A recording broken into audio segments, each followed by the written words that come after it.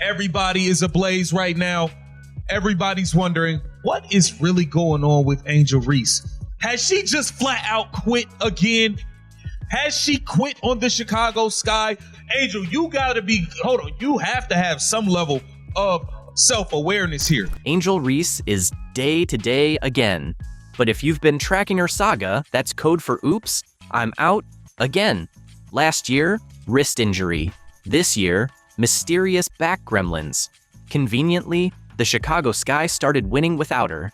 Meanwhile, Caitlin Clark is out with a legit groin injury and still showing up like a stats-breaking superhero, leading her team toward the playoffs.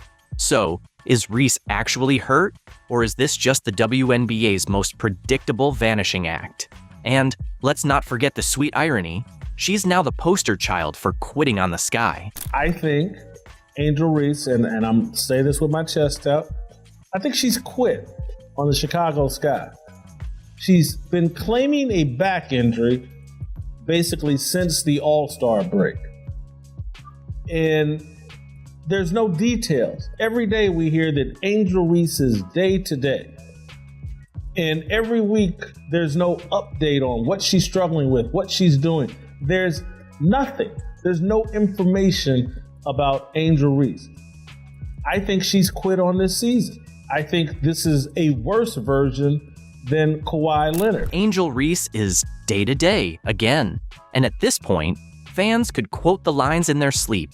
Same vague updates, same Houdini vanishing act, same perfect timing whenever Chicago hits a rough patch. We've seen this flick before. Last year, a serious wrist fracture, emergency surgery pitched as arthritis prevention for a 20-something, and just like that, season over. No slow comeback, no heroic finish. Curtain closed. Hey, look, bro, you gotta remember, she quit in Unrivaled. She just stopped playing in Unrivaled. Said she was hurt, didn't show up for the championship game, didn't even show up and watch. Last season, she claimed her wrist was messed up, didn't finish playing in none of the games. Now, this year, she's saying this season, it's her back. It looked like she's not finishing playing in none of the games. The Sky needs you. The Chicago Sky, you guys are the gum on the bottom of the shoe of the league. They need Angel Reese to play in games. Angel, where you at? Where are you at, Angel? This is nuts. And now, the sequel drops. A mysterious back injury. No timeline, no real details. Just the uncanny appearance smack in the middle of another Sky slump. Check the schedule, and it's practically cinematic. Losses mount, pressure peaks, and poof, she vanishes. Not in uniform, not on the bench. At this point, fans can practically set their watches by which week day to day magically turns into indefinite absence. Angel Reese! She might have tapped out, y'all. Angel Reese may have tapped out and quit on the Chicago Sky. Everybody is speculating. What is this back injury? What's going on? Hey, are you trying to pretend like you hurt because Caitlin Clark really is hurt? Wait. What's going on? What's going on, man? The weirdest part? She couldn't even bother hopping on a plane to Indianapolis for a Fever game, one of the WNBA's supposed can't-miss matchups. The league's self-declared ITG girl just ghosted the season's hottest rivalry. But rewind a few weeks, and she's in Indiana for the All-Star game, smiling, posing, and even staging a marketing stunt where she claimed she took over Caitlin Clark's trap. So, apparently, her back works great for camera time, just not for actually facing Clark on the court. Fans are noticing the pattern. I think she's using her back as an excuse to sit out because she doesn't really care about basketball. I think she looks over at Caitlin Clark and says, hey, Caitlin Clark is out with a legitimate injury. I proved my point before the All-Star game when I went on a 10-game run trying to justify being on the All-Star team. When that first ballot came out, when the first voting results came out about the All-Star game and I was 13th, holy cow, Angel Reese panicked, started playing hard, tried to put up some stats to justify being on the All-Star team, did that. And now she said, hey, the Chicago Sky sucked this year. Peace out. Naturally, the rumors fly. Is this all about shielding her brand from another high-profile hit? padding her stats by dodging the games where she might get exposed? The chatter isn't flattering. Commentators are already dropping hints she's done for the year, and some aren't even subtle. She's quit. She identified once they lost Vandersloot, their point guard, early in the year, and once they started getting their brains beat in, hey, we're not going to win anything this year. I'm not putting these L's on my resume. I'm going to have an excuse for the Chicago Sky potentially coming in with the worst or second worst record in the WNBA. These losses will not be on my resume. 2 seasons, 2 injuries, both showing up exactly when her game's credibility is on the ropes. Both conveniently erasing any chance to prove she can survive a losing streak and still contribute. Line up the timelines, and it starts looking less like bad luck and more like a strategy. And here's the kicker. The second she's off the court, the team actually starts playing basketball. That's when suspicious tips into, you can't make this up. Last year with the Chicago Sky, you quit. You quit. You threw in the towel. Once you realized you no longer, you never stood a chance, to be honest, with Caitlin Clark for that Rookie of the Year. But once you realized your double streak was over, and it was over. She took over post-Olympic break. Once you realized it was done, you threw in the towel, said your wrist was hurting for the rest of the year. You threw in the towel and said your wrist was hurting for the rest of the year and didn't play again. This past the inaugural season of Unrivaled, you didn't even finish that season. You didn't even show up for the championship. No, not only did you not play, you didn't even show up to the game at all. People noticing a pattern with you.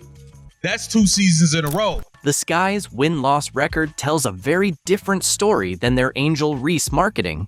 For someone billed as the franchise's face, the results don't back it up. They actually play better without her. And it's not a fluke. Long stretches without her are when they string wins and dodge the sloppy losses that keep them near the bottom.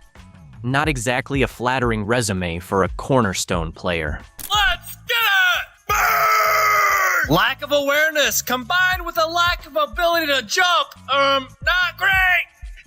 Burn! Me bow, me bow, me bow, me bow, me bow, me bow, me bow. Yeah! Again! Do it for me! Keep out! Burn! Just look at what happened when Chicago faced Indiana without Caitlin Clark. Everyone assumed the Fever would be easy prey.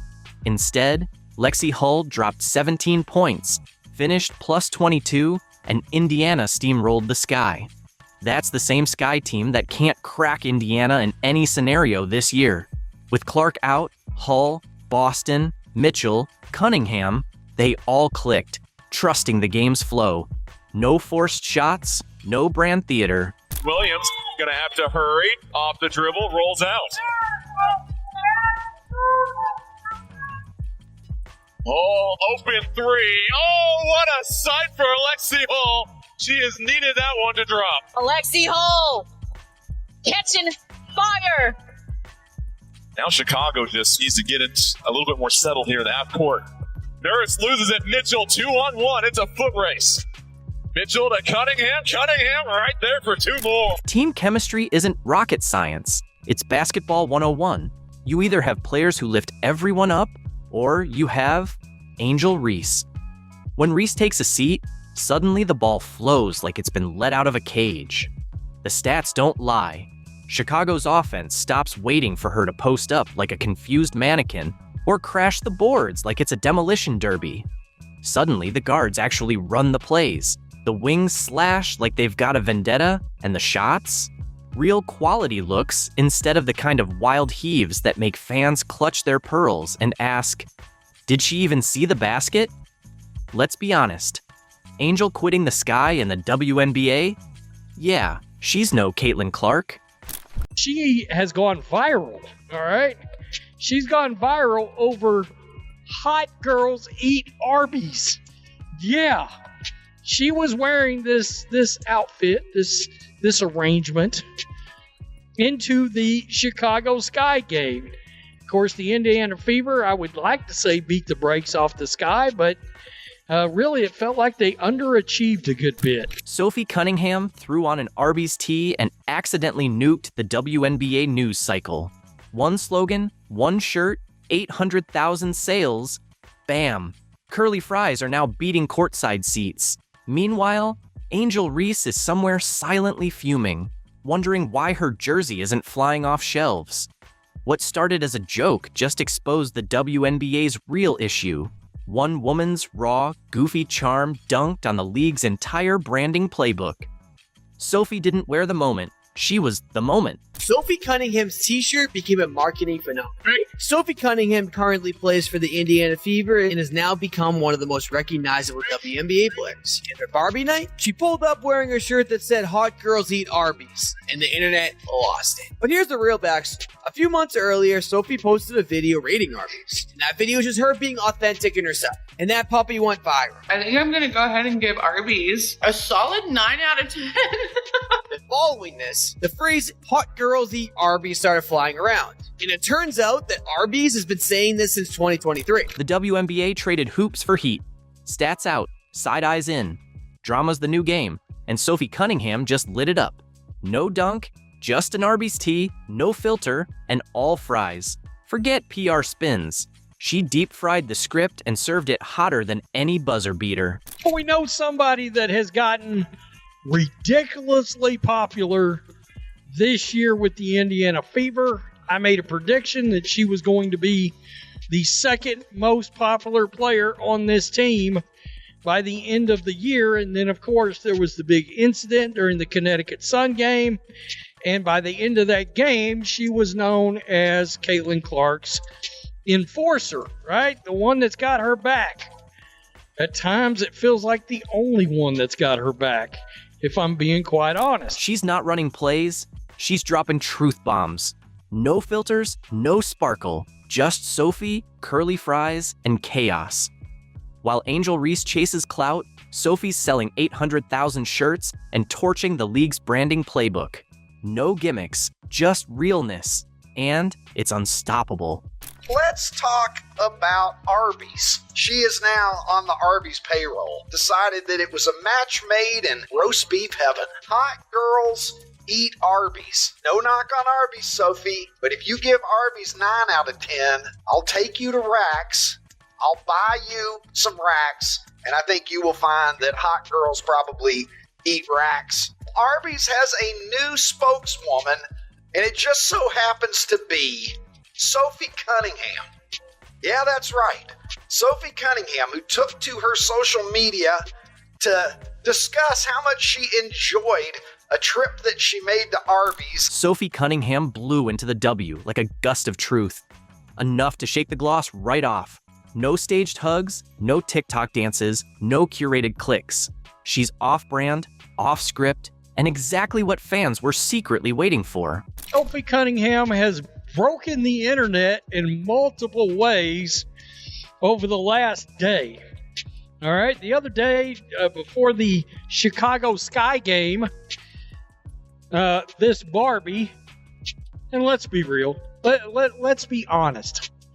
If you were going to cast somebody as Barbie, there's a good chance you'd take a long, hard look at Sophie Cunningham. That's why people can't look away. In a league neck-deep in performance art, Sophie just shows up. No wigs, no filter factory, no branding meetings. Just hoops, honesty, and one strangely iconic Arby's shirt.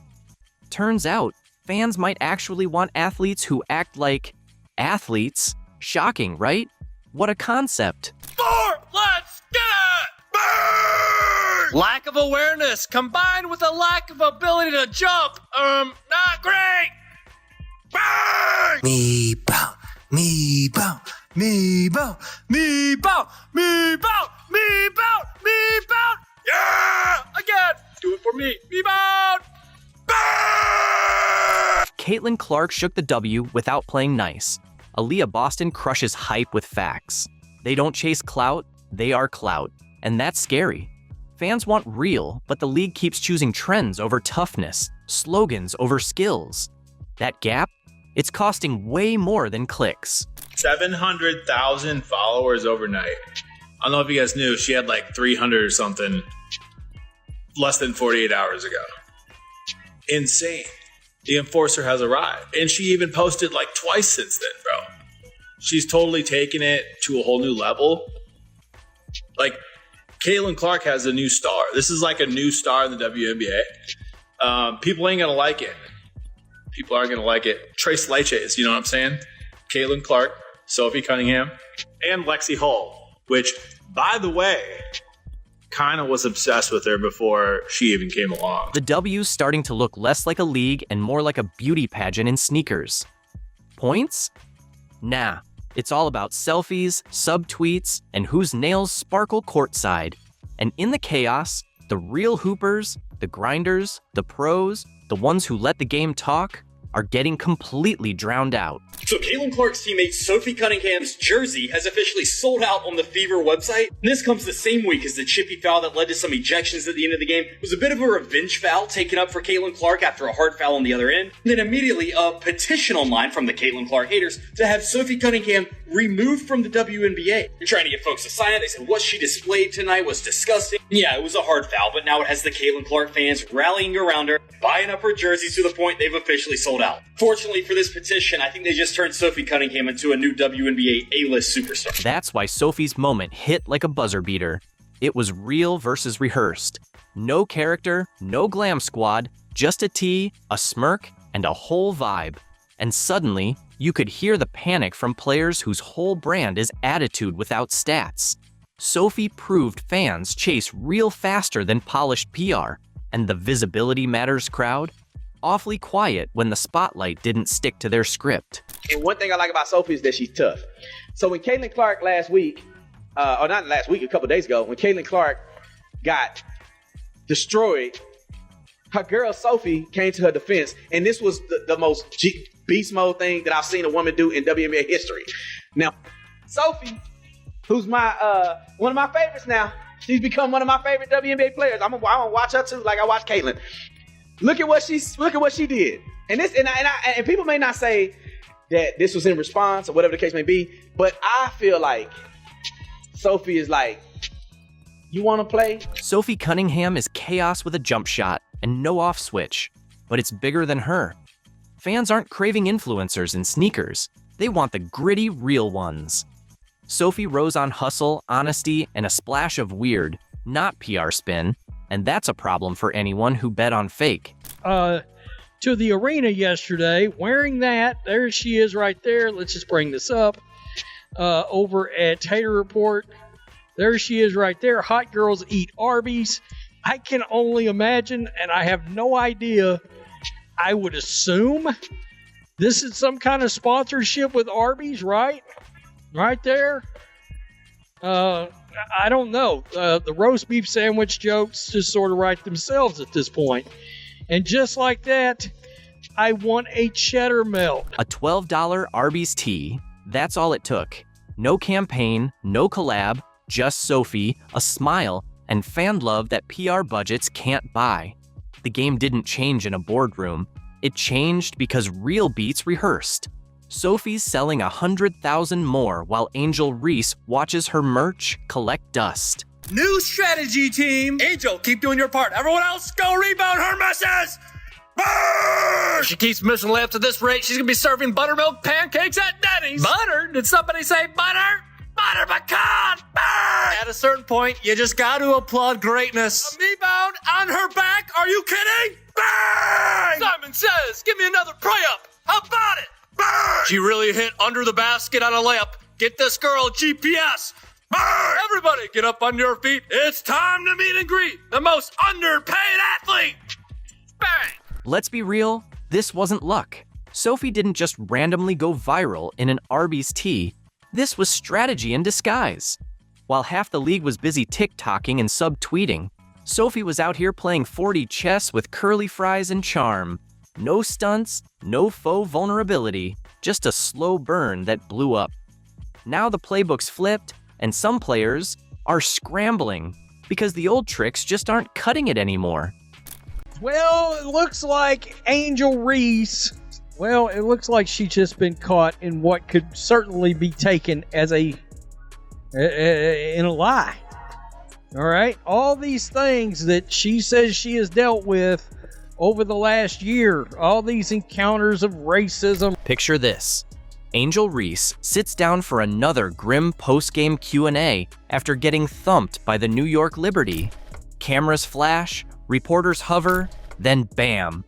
She drops a comment her PR team probably wanted to intercept mid-air, tearing right through the polished narrative we've been fed about Caitlin Clark and Indiana Fever fandom. Angel Reese, the most coddled, babied professional athlete in all of sports, continues to be the most babied and coddled professional athlete in all of sports, continues to have her peers say, "You go, girl.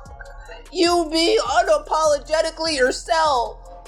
Don't worry how rude, how arrogant, and how disrespectful you are. Don't worry about all the lies that you perpetrate. Don't worry about that." The WNBA wrapped up its investigation and, surprise, found zero proof of any racist comments at the Fever game.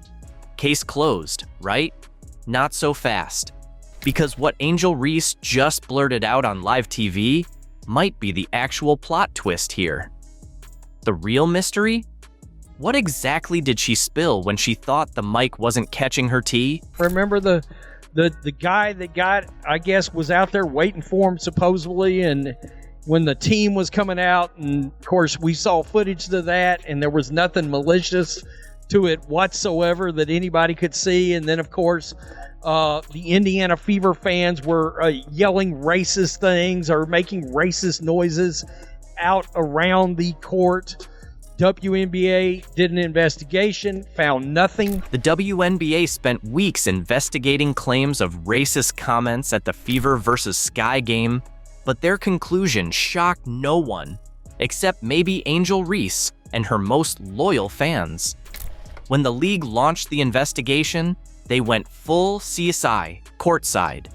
Fans near the alleged drama were interviewed, staff from both teams grilled, and arena workers questioned like it was a crime thriller. They even combed through security footage frame by frame, angle by angle. It is embarrassing. It's absolutely embarrassing. It is absolutely embarrassing.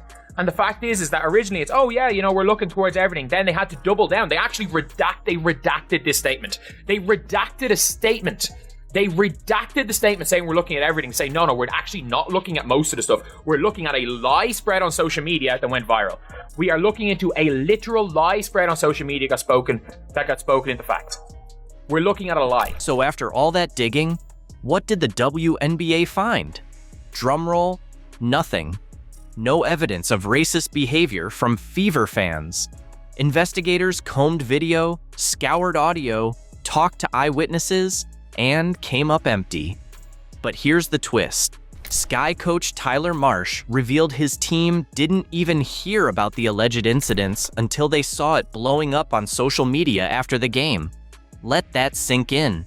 The head coach had no clue until Twitter told him. Yeah,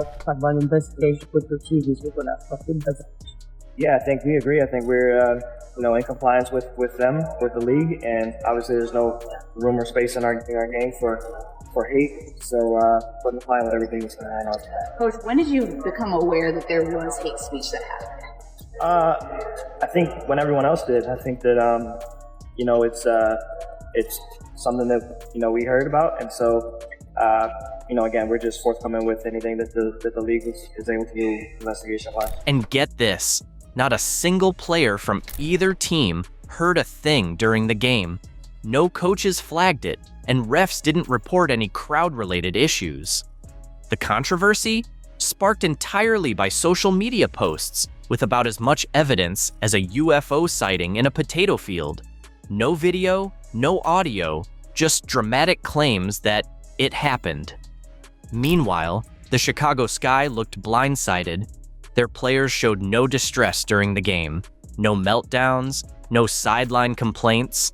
Then, hours later, boom, Twitter and Instagram lit up with claims that somehow escaped everyone actually at the game. I didn't think these things would be a topic this year. It's certainly not at this point, but here we go again. Because now Indiana Fever players, all right, are getting called into question. Indiana Fever fans are getting called into question today.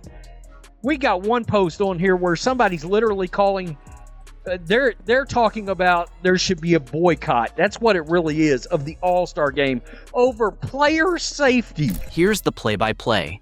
Someone claimed on social media they heard racist comments at the game. A few clicks later, it spread like wildfire. No fact-checking, no receipts, just vibes. Suddenly, major sports outlets were breathlessly covering alleged incidents that, spoiler alert, apparently never happened. No one in the arena heard a thing, security footage showed nothing, and players and coaches were totally unaware until social media chimed in with, "Hey, be outraged now." The WNBA's official statement said the reports were not substantiated, which is polite speak for, yeah, this didn't happen. But what the league did find? That was just the opening act for the drama still to come. The league is also taking a big L because there's no apologies to any fans whatsoever on this totally BS statement released by the WNBA.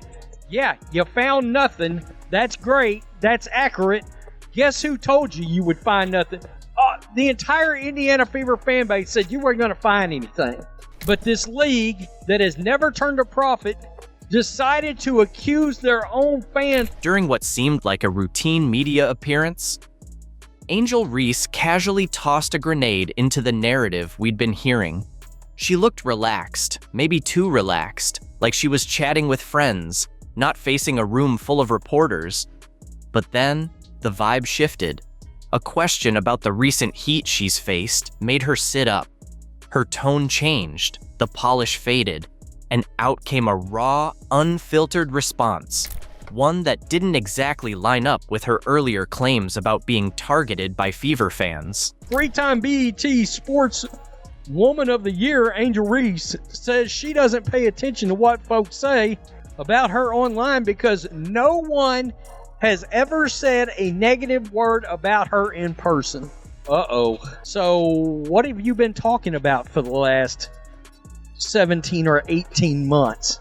Uh-oh. I hope she realizes she just admitted this and did so on camera with audio.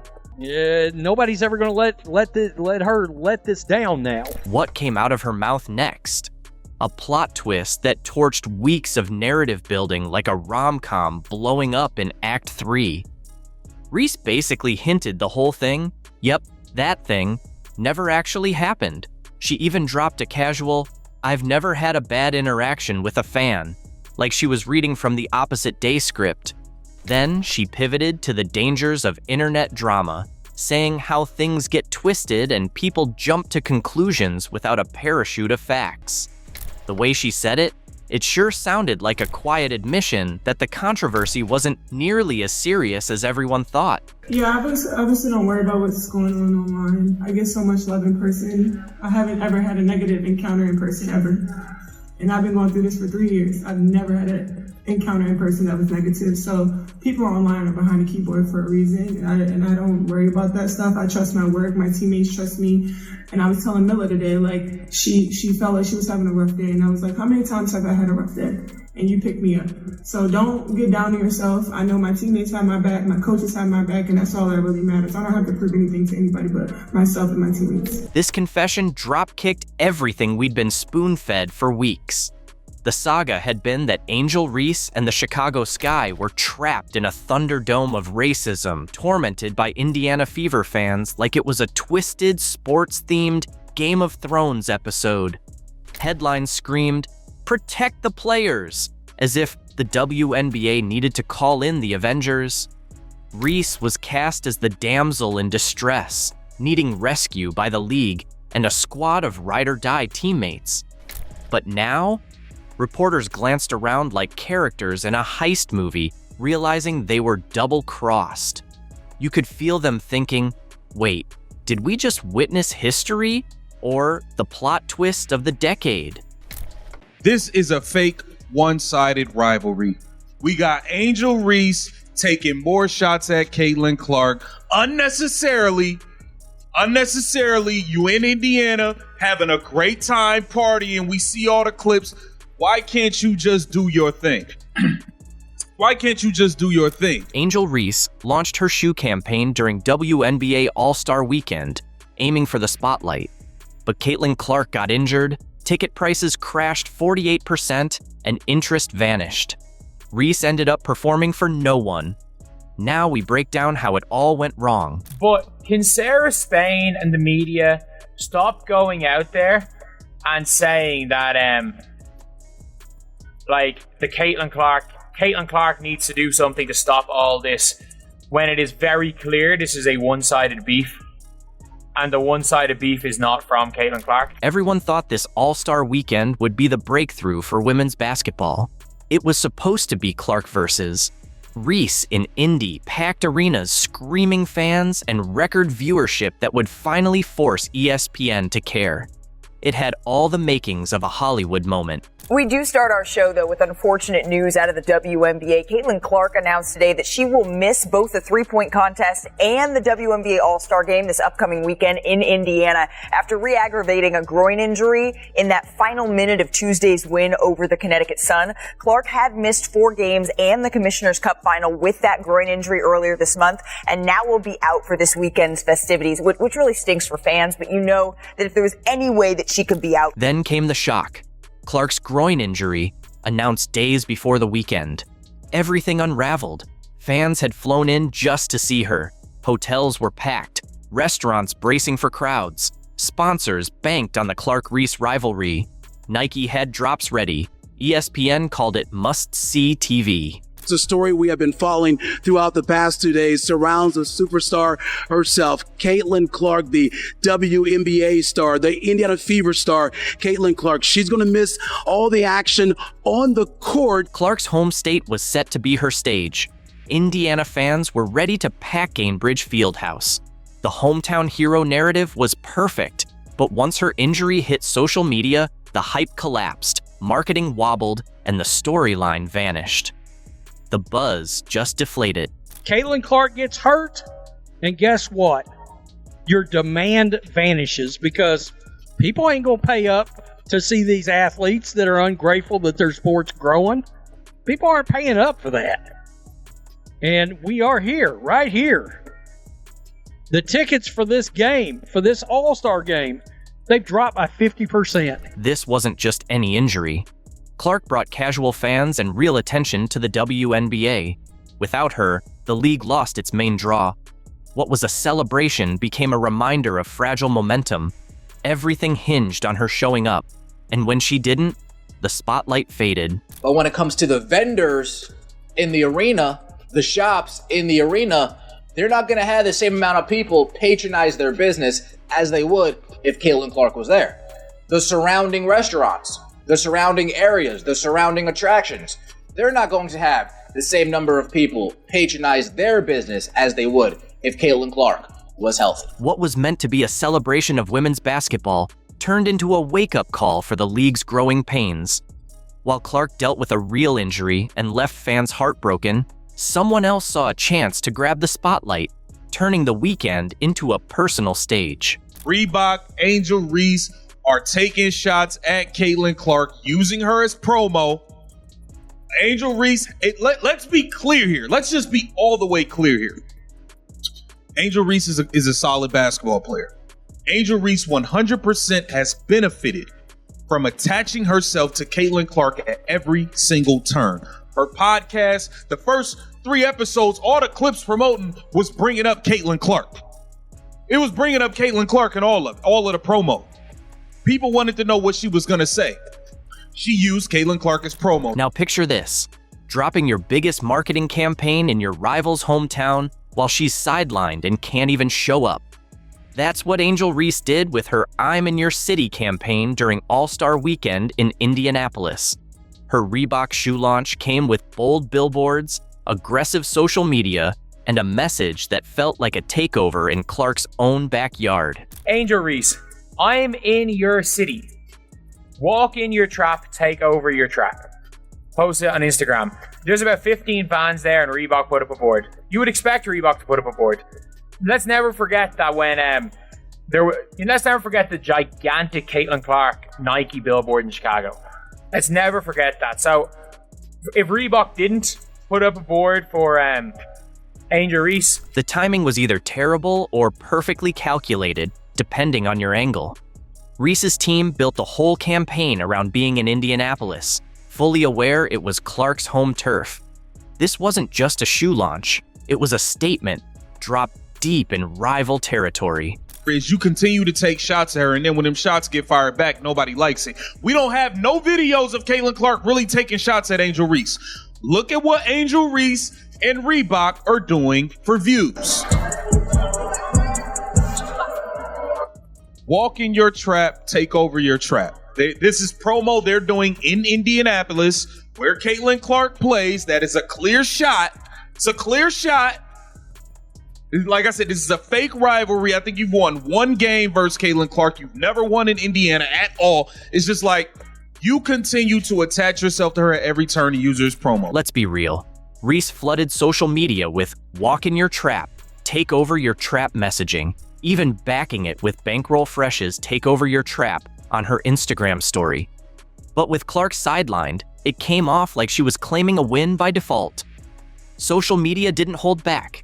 Some fans called it savvy marketing, but way more saw it as tone-deaf and classless. The reaction? A mix of light jabs and serious criticism, all focused on the questionable timing. Caitlin Clark has never said a negative word about Angel Reese.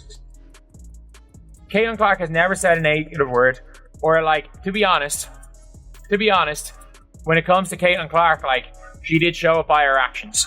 She didn't need to say, I'm taking over Chicago. She did, however, go and put up 31 and 12, set a career high with 12 assists, be the only player in the history of the WNBA ever to have 31 and 12 in a game. She did, in fact, do that and then try to hype up the Chicago crowd. So it's fair enough, you want to say, oh, Caitlin Clark did this, then show it with your actions. Go and win MVP. Don't just be like, this is my city. Don't just come in and be like, this is my city. You've never won a game. Has she won a game in Indiana? I don't think she's ever won a game in Indiana. I actually do not think she has won a pro game in Indiana. Here's where it got interesting. Reese didn't back off when Clark's absence was confirmed. While other players showed respect and dialed down the competition, Reese pushed her campaign full throttle. The contrast was clear. Most All-Stars were there to celebrate the league. Reese, meanwhile, seemed focused on fueling a rivalry with someone who couldn't even suit up. Now with Reebok she's using, this is nonstop. She has attached herself to Caitlin Clark at every single turn, and she has benefited. Let's be clear here. Yes, she does receive backlash. She does receive negativity, but she has benefited greatly. She has made millions of dollars off of attaching herself to Caitlin Clark and using her to make her brand bigger. What was meant as a bold flex looked like a win by default. Claiming someone's city while they're injured isn't competition, it's opportunism. One analyst called it a one-sided rivalry. Reese swung at the air while Clark faced real setbacks. The backlash? It showed in the numbers. This is absolutely a one-sided rivalry. And we've got to say it like it is. We can't say Caitlin needs to do this, Caitlin needs to do that. Let's be real. The only reason this is still a rivalry is because the other side of the rivalry won't stop it. And by the way, it is extremely beneficial for Angel Reese to be in this rivalry. Want to see Clark's impact? Look at the numbers. Ticket prices crashed from $121 to $64, a 48% drop. It wasn't minor. The market shouted her value. TickPick had the game set for a $262 average until her injury. That record-setting hype? Gone, along with Reese's credibility. And it's not just the on-court product that suffers without number 22, Caitlin Clark. The entire weekend's economic opportunities have felt the fallout.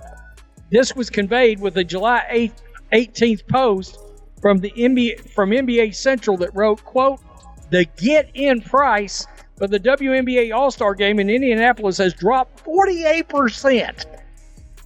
from $121 a ticket to $64 a ticket after the news broke that Caitlin Clark won't be playing. Clark's impact is superstar economics.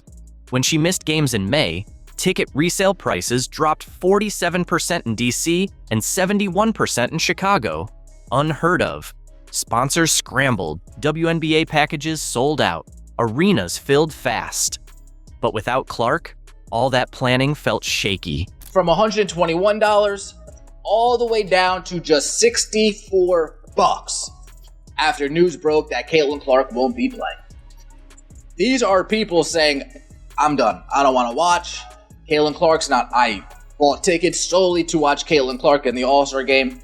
I made accommodations solely to get to Indiana to watch Caitlin Clark in the All-Star game. She's injured. I have no interest in that anymore. Clark's absence rippled far beyond the arena.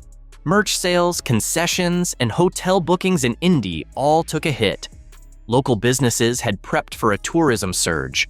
Restaurants stocked up, hotels sold out. But without Clark, the crowds never came.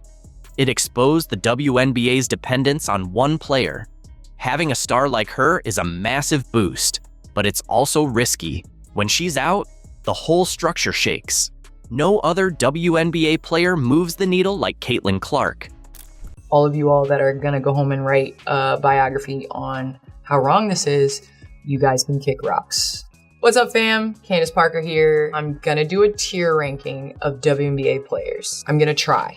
Then you got Angel Reese. I put her right at that C level. Candace Parker ranked Angel Reese as a C-tier player, sparking outrage from Reese's fans. Despite the backlash, Parker stood by her decision, backing it with stats that challenge Reese's impact. While Reese racks up double-doubles, her team keeps losing. Parker pointed out that these stats don't translate to wins, calling them empty numbers and exposing what she claims is a major overhype. How many times have I said Angel Reese is not an impact player? I mean, she definitely has an impact on losing, but Angel Reese has absolutely no effect on winning. If you don't believe me, go ask Teresa Weatherspoon, or ask her current head coach Tyler Marsh, who will soon be joining Teresa in the food stamp line, hoping to get enough Ethiopian breadcrumbs to make it through the winter. Or ask Candace Parker. Candace Parker, a 2-time MVP and 7-time All-Star, ranked Angel Reese in the C tier, alongside injured rookie Cameron Brink. The internet exploded as fans expected Reese to be treated like a rising star, not a work in progress. I think in terms of being above, you have to be able to have the ability to carry a team, be a 1 or 2 option. I think Angel Reese is fantastic at her role, which is offensive rebounding. She showed and demonstrated so much growth in that first year. I think that this is my tier. Parker explained Reese's C tier ranking bluntly. She's a role player, not a team leader. While praising her rebounding, Parker said Reese isn't a top scoring option. Meanwhile, A'ja Wilson, Nafisa Collier, and Brianna Stewart made S tier, with Caitlin Clark in A, leaving Reese among players still proving themselves. A'ja Wilson, reigning MVP, couple Defense Player of the Years, 2 championships. If there was something higher than S, I would definitely put her up there. But Nafisa Collier, she's up there with top tier with A'ja. Just her ability to play on both sides of the ball, pump fake, she's going to make you choose wrong. I know you guys are going to say I'm biased because I'm putting all 4s at the S, but the 4s run the league. Don't ever forget that. Brianna Stewart, the versatility, reigning champion from last year. She's got 3 of them things. I don't think there's any debate with that. Reese's fans erupted online, accusing Parker of being a hater and demanding answers. Shocked by Reese's low ranking, they saw it as pure disrespect. But Parker stayed calm, appearing on the Good Follow podcast to clarify. She said, "There's no hate on Angel Reese. I love her," stressing that her critique was strictly about basketball skills and leadership, not personal. This is where it gets tricky. Caitlin Clark is at an A level. I think in time she's going to raise up to that S, but in order to put her at that level, you got to have a couple more years. So I'll put Kelsey Plum at the A level. two-time champ, now took on the challenge to be number one option in LA. I would say KP is definitely in that tier. I would love to put Sabrina Ionescu in that A range. She got that elusive championship. She's one of the best shooters in the WNBA, if not the best shooter in the WNBA. Parker's critique carries weight because of her unmatched credentials. She's not just another analyst. She's a proven champion with elite basketball IQ. Her rankings showed she values players who elevate teams, not just rack up stats. Caitlin Clark's tier spot reflected that, as her play has transformed the Fever's offense and shown real leadership. Uh-oh, Candace Parker. You've upset the Reese's Pieces, and they're not happy about it. They're going to be coming after you any second. Oh, they're already coming after you. Oh, snap. Oh, snap. Candace Parker asked to put certain players in a tier list. You have the S tier, you have the A tier, you have the B tier, and you have the C tier. And where Candace Parker put Angel Reese on this list and her explanation about it, it has upset a large number of the Reese's Pieces delegation. Analysts quickly backed Parker's take, pointing out what many fans overlooked. Stats don't always equal impact. The big question became, what does a legend like Parker see in Reese's game that others miss? Her ranking was rooted in fundamentals, not bias, drawing a clear line between role players and true franchise leaders. Chicago Sky, y'all stink, bro. Y'all, look, there's trash and then there's trash. You know what I'm saying? But look, man, the Chicago Sky got destroyed by the Stud Buds. Everybody watches the Stud Buds. Shout out to Courtney Williams and Tisha Heiderman, man. Listen, Stud Buds stood on business today. Nafisa Collier stood on business today. They destroyed the Chicago Sky. The Minnesota Lynx game was a turning point. Angel Reese had 9 turnovers, exposing flaws insiders had warned about. It wasn't just a rough night. It revealed the weaknesses her double-double stats had been hiding. This is from last night's game. Angel Reese was back to doing Angel Reese things. Blowing layups, getting her own rebounds. They've turned her into a point forward. She had 9 turnovers last night. I think her plus minus was minus 19. But all we keep hearing about, she now has 2 double-double streaks of more than 10 games or 10 games plus. She had one last year, now she has one this year. She's the first WNBA player to ever do this. Early on, the Sky were holding their own against Minnesota.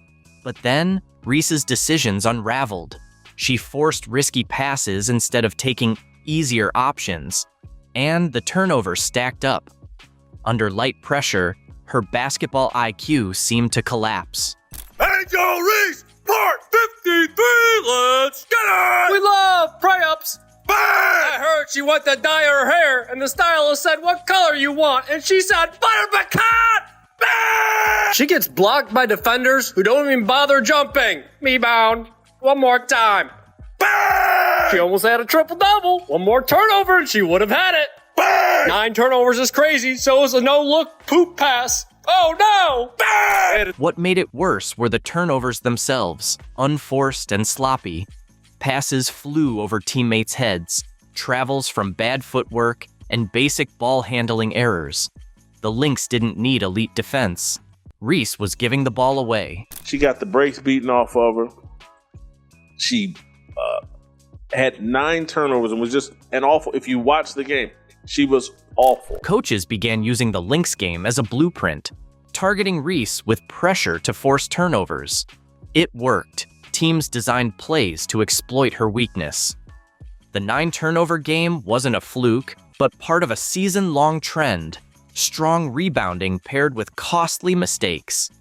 Reese's ball security issues were helping sink the Sky in winnable games. Does anyone know how that party rock song goes? Every day I'm shuffling. Do, do, do, do, do, do. Bang! I know it's construction season and all, but who called in the bulldozer? Bang! And it was this play right here when 2K realized, yup, that's our cover athlete. 2K? More like 75K. Pay her more. Bang! Watching her play got me fiending football. Set hot. Oh no, it's picked off again. Burn. Whoa, whoa, whoa. Settle down. You're going too fast. You're going too fast. Hey, I got an order here. It says hip check. Burn. The real issue?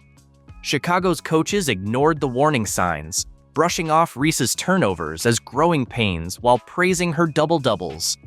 But the losses piled up, and the 9-turnover game proved her stats weren't helping the team win. Grabbing rebounds means little if you constantly give the ball away. The Sky lost by 23, and it raised a tough question. Would fewer minutes for Reese actually help the team? Angel Reese is the double-double queen. They got the brakes beat off of them last night by the Minnesota Lynx. Angel Reese's double-double, I think 11 points, 11 rebounds, was meaningless and insignificant. The numbers don't lie. Chicago wins more when Reese plays under 30 minutes. This trend shatters the media narrative about her value. With less of her on the floor, the Sky move the ball better, teammates find rhythm, and the team plays like a unit instead of revolving around one player's rebound chase.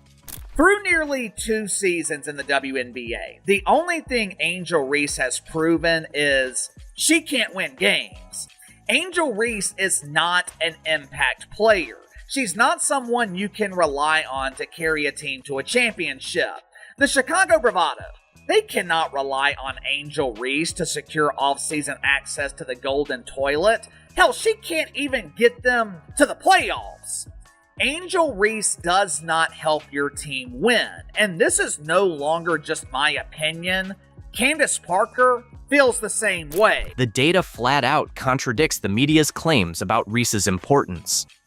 Despite the hype around her double-doubles, the Sky do better when she plays less. In games where her minutes were limited, the team rallied, ball movement improved, players stepped up, and Chicago looked sharper and more competitive against strong opponents.